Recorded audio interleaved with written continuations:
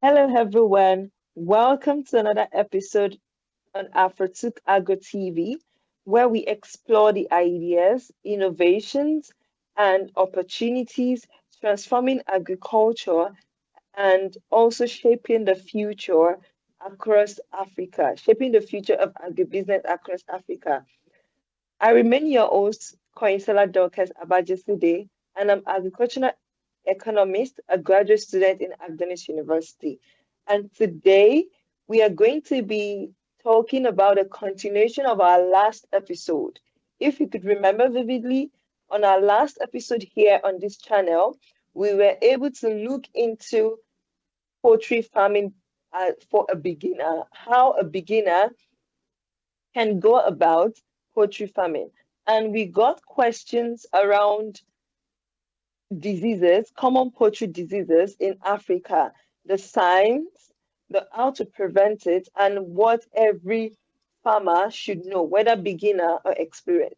And this is very important because for every for everyone who is going into a poultry business, it is very essential for you to know the basic signs and symptoms of the most common poultry diseases and how to go about it. So even down to what you should do in the first 24 hours when you notice a disease outbreak. That is what we're going to be doing today. And I hope you're going to take notes and utilize this information in your poultry farming business. So, in today's program, like I said, we are going to be and in today's program, like I said, we are going to be looking at the common poultry disease in Africa, the sign and symptoms for each for the most common diseases, the prevention, and what you should do as a farmer when you notice anything. And there is a quick disclaimer. For a quick disclaimer, this is not for you to ignore other professional advices, veterinarian advice, but this is coming to you to have a basic information, basic knowledge about poultry farming and the diseases that it's involved in it as a beginner, essentially. So let's go into the episode. Now, why is this topic important? Why do we have to talk about this topic? Now, poultry pest control, poultry disease control is one of the biggest make or mar of poultry business. Like if as a farmer you don't have a basic knowledge of disease control, you can lose your investment in poultry farming and you can even run into loss if care is not taken. So this topic is very, very important and essential for every farmer to have a knowledge of. And FAO, FAO is a food agricultural organization, and they control basic information and rich information and research about. They conduct rich information about agriculture. They describe these diseases, Newcastle disease, Gumboro disease, coccidiosis. They consider this disease as very, very common among poultry in Africa, and they describe Newcastle disease as the most important out of all these diseases because it records mortality rate of about 70% in many African poultry farms, which is why it is considered as the most important disease, diseases in Africa. Now, for another thing I want us to talk about is that a, a common a common poultry disease is not managed the same way. The diseases are not managed the same way, they are managed differently. You cannot say what works for a Newcastle disease would be the same thing that works for coccidiosis because they are two different diseases and they are caused by different organisms. For Newcastle, it's a viral diseases, and also other diseases can be parasitic, and also some can be bacterial. So you cannot, what works for A one disease cannot essentially be applied for the second disease. So, which is why this episode is coming to you, because you will be able to learn the sign and symptoms of each diseases, what to look out for, and what to do in serious cases. So, and now let's go into the Newcastle disease. Newcastle disease is one of the most feared, like I said earlier, one of the most dreaded diseases, poultry diseases, because it is viral and it is highly contagious. And also, in if it's if there is an outbreak of it in unvaccinated flocks, it can cause the death of all the flocks in within a twinkle of an eye.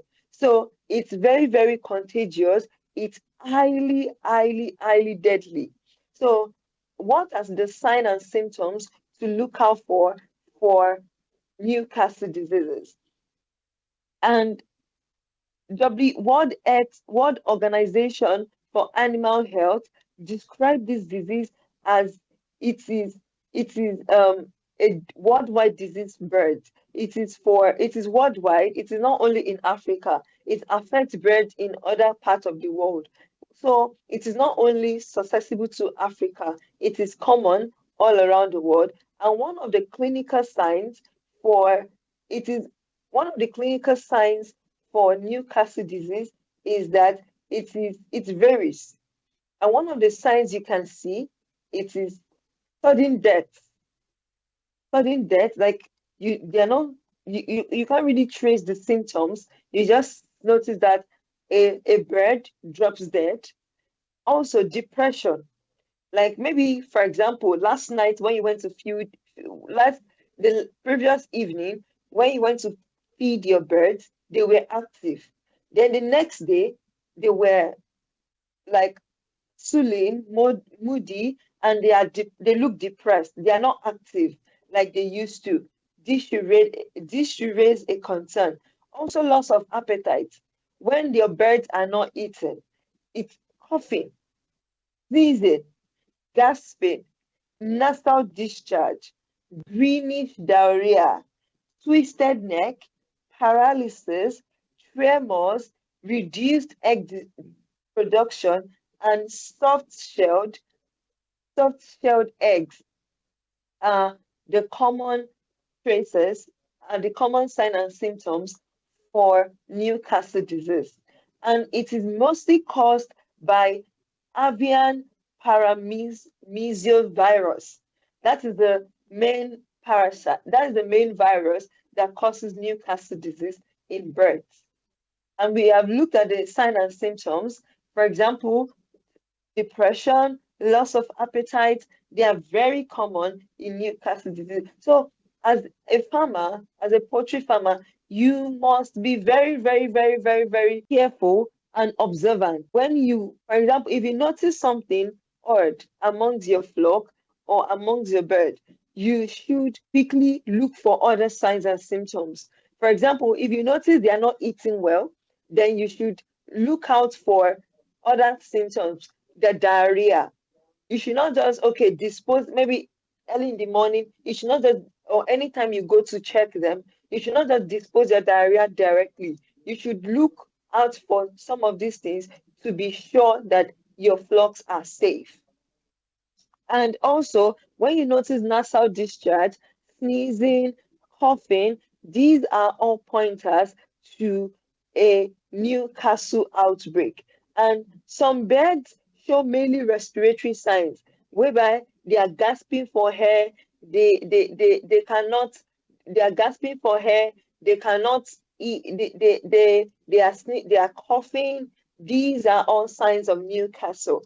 And also, one of the most important things to note about Newcastle disease is that the signs vary within we the vine varies amongst different varieties of birds, and also it is also dependent on the age status, and it is also dependent on the immunity of the bird as well as the environmental stress and other underlying infections. So the rate at which a bird that is vaccinated, we react to Newcastle disease is different from the way another bird who is not vaccinated, neither has neither or has underlying diseases will react to it. So it is very important to be very observant as a poultry farmer.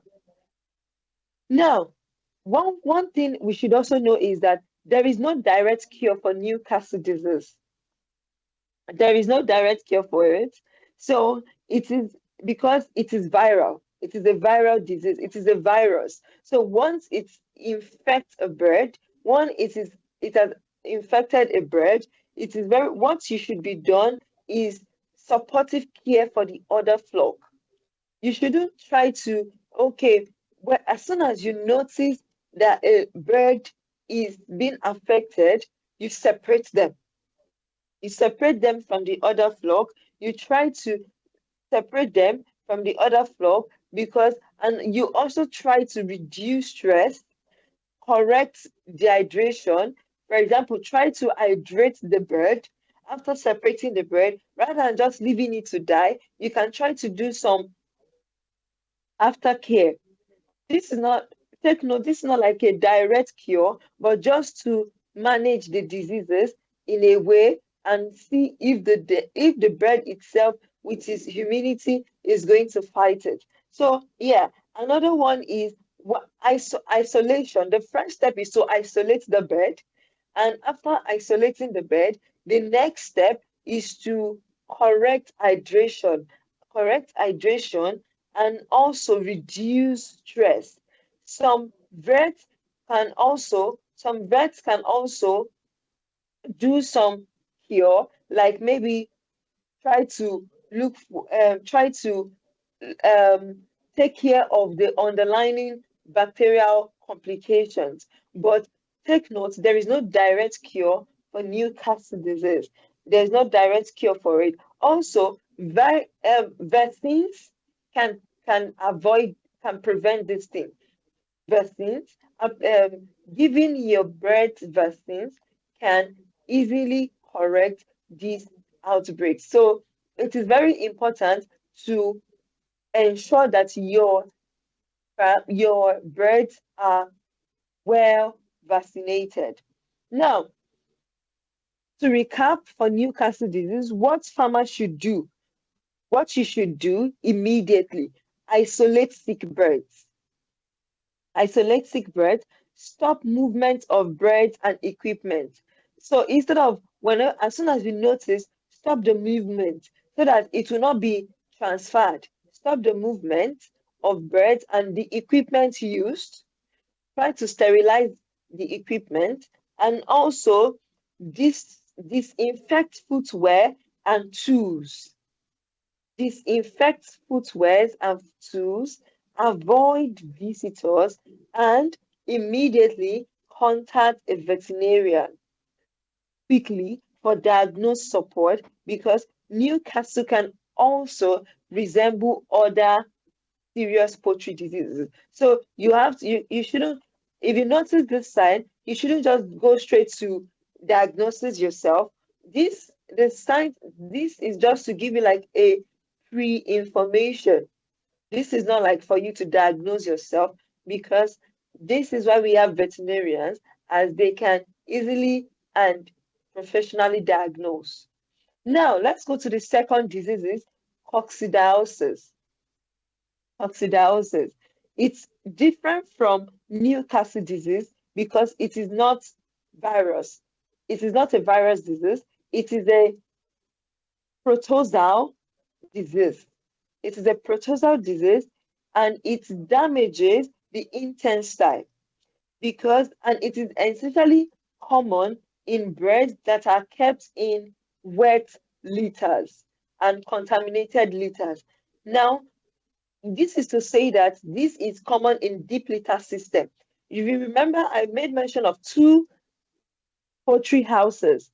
deep litter, and battery cage. Deep litter is when you put all the birds together in the same area on like a material, like sawdust material, um, plank made material, and you put all of them in the same area. These kind of coccidiosis is very common in this area because it can be generated from contaminated and wet areas. So it is very important to take note of this. And the sign farmers should look out for in this disease include bloody or watery bacteria, bloody or watery bacterial, and watery diarrhea, sorry, bloody or watery diarrhea, weakness, when the birds are weak, dropping wings, when their wings are dropping, like their wings looks very weak, ruffled wet feathers, ruffled feathers, and also poor growth, reduced feed intake, weight loss, and birds sitting quietly with a depressed appearance. And birds are generally not susceptible until about 10 to 14 days of age to this disease. When birds are 10 to 14 days of age, they are easily susceptible to this disease because they are constantly eating and their intestine is being affected. Now, unlike Newcastle disease, coccidiosis can often be treated, especially when caught early. It can be treated when caught early, and it is very important that farmers should not keep repeating the same on the dose drug.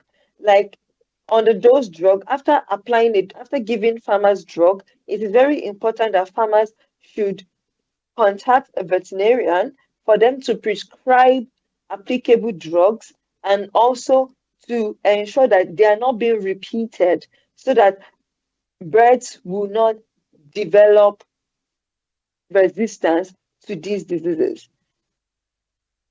We are going to go on a commercial break right now, and afterwards, we're going to continue on this episode. Thank you for listening.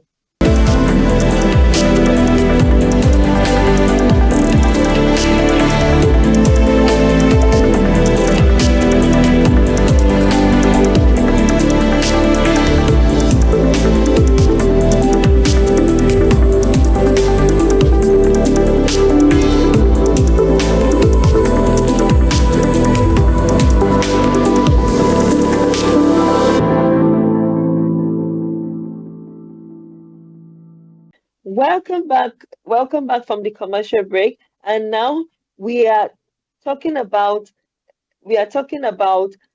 common poultry diseases that farmers should look out for and how to essentially take care of them, prevent them, and also cure for them. I am Koinsola Abajisude, and I am a graduate student in Agdenish University. Now, the next disease I'm going to talk about now is Gumboro disease. Gumboro disease, or also known as infectious brucell disease. Now, Gumboro disease is highly contagious viral disease of young chickens, and some of the it attacks the brucell of fabricus, an organ involved in immunity of birds. And it is one reason why it is so damaging and ravaging. So it is very important to look out for the signs and symptoms. And what are the signs and symptoms of this disease, of this Gumboro disease? It is one, restlessness. Birds are restless, ruffled feathers, watery diarrhea, dehydration, weakness, as well as trembling or hunched posture. When you see birds that are hunched, like their necks are tucked inside their body, then this is giving a call to Gumboro disease, also known as infectious brucell disease, and sudden flock-wide illness among young birds. And also, it is noted that, like Newcastle, Gumboro is a viral disease with no direct cure. So it is very important that farmers don't just apply antibiotics to for cases like this, because it makes it worse. It makes it worse. What helps most is prevention. In For Newcastle disease and Gumboro disease, what works most is prevention. Farmers should work more on prevention than cure. And can farmer work towards prevention? Is by vaccination. Vaccination, good brooding, reduced stress, strong sanitation, and getting veterinary guidance when an outbreak is suspected. And it's very important that if you are in a poultry farm community, disease widespread can be higher. So whenever you notice that in the farm close to you there is a disease outbreak, you should double up on your sanitation in your own farm, because it's very important to take note of this. And it's very important to take note of this. And also, prevention, like I said, is better than cure. And vaccination strategy is very important. Right from brooding stage, farmers should ensure that they keep their vaccination up to date. And the last disease I'm going to talk about is fowlpox. Fowlpox is another viral disease, but it often spreads slowly compared to coccidiosis and no, compared to Gumboro and Newcastle diseases. So what farmers should watch out for in for fowlpox is what's like nodules. There are some black nodules that's going to appear on the hub on the hub of the bird, like on there is a pink-like substance on their head. Farmers should look out for them. And also what like nodules, also visible lesions on their unfeathered skin. Unfeathered skin, visible lesions, especially the comb on their comb, and also wattles, eyelids, and other exposed area. Farmers should look out for these lesions on these areas. Their unfeathered area, their comb, their unfeathered skin, eyelids, and other exposed area. And in this fowlpox disease, mosquito can play an important role in transmission. Mosquito can play an important role in their transmission, which is why disease may become more noticeable in areas where with insect pressure, And also, farmers should watch out for what's like nodules, dark scab on the comb and face, dark light, reduced feeding, weakness, slower growth, and lower egg production. And in some cases, what can also affect the mouth, upper airways, which makes breathing difficult and swallowing more difficult. So now, because the disease is viral, there is no direct cure as well, which is why birds may need support care and prevent, and also by preventing it spreading. So what you should look out for in most viral disease is that you should watch out for, well, as soon as you see the signs, first thing you should do is isolation, and as well as supportive care by getting a veterinarian to come attend to the birth. And some things you should watch out for are like their activity, how active they are. That is first point out, most important point out to if birds are disease infected. Now, which of these diseases can be cured and which ones cannot be cured? This is very important. For example, Newcastle disease, no direct cure, only prevention by vaccination and supportive care is needed.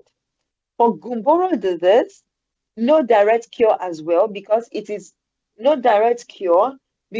Vaccination and flock management are essential. When you vaccinate and flock management, for example, um, disinfection,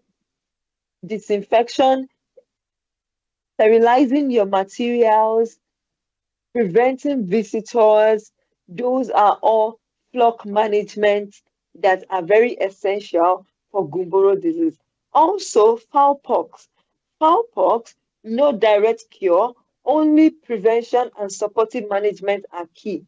As well as coccidiosis, they are often treatable, preventable, especially if recognized early, because it is protozoal disease, but the other ones are viral disease. Now, what are the prevention system? What are the prevention that a beginner farmer should ensure? What are the big prevention system every farmer should have? Number one is vaccination. Vaccination cannot be overemphasized. Vaccination cannot be overemphasized.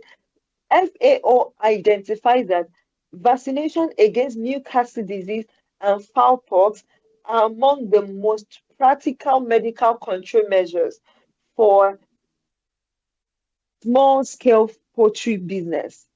They are very, very, very essential. So it's very essential for you as a farmer not to try to cut costs by avoiding vaccination. You should you should budget for vaccination as a poultry farmer. Secondly, is biosecurity.